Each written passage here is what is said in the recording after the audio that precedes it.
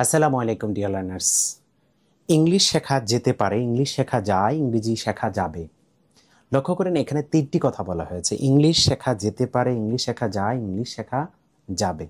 তিনটি বাংলা কথার একটা ট্রান্সলেশন হবে। ইংলিশ ক্যান বি লার্ন মানে subject plus can be plus be three.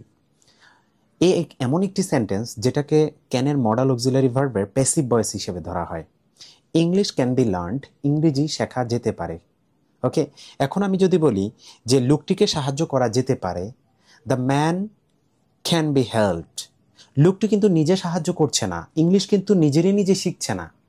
যিনি সাবজেক্ট তাকে কোনো একটা কিছু করা যায়, করা যাবে অথবা করা যেতে পারে। তাহলে আমরা subject plus can be plus be three স্ট্রাকচারে সেন্টেন্স ফরমেশন করতে পারবো। আরও যদি বলি বাড়িটি নির্মাণ করা যেতে পারে, কেউ একজন বলেছে, বাড়ি তো আর নিজে নিজেরই নির্মাণ করতে পারে না, তাই না? তাহলে the house can be constructed. অথবা আপনি যদি মাইটও ব্যবহার করতে পারেন, the house may be constructed, might be constructed, might have been constructed, যদি প্যারাফ্রেজ করেন আর কি বাক্যটাকে। কিন্তু আমি যদি আরেকটা সেন্টেন্স করি যে প্রকল্পটি বাস্তবায়ন করা যেতে পারে, প্রকল্প তো আর নিজেই নিজের বাস্তবায়ন করে না, তাই না? কেউ না কেউ বাস্তবায়ন করে, তাই জন্য এটা প্যাসিভ হবে। প্রকল্পটি বাস্তবায়ন করা যেতে পারে, করা যায়, করা যাবে প্রকল্পটি। তাহলে the project can be implemented.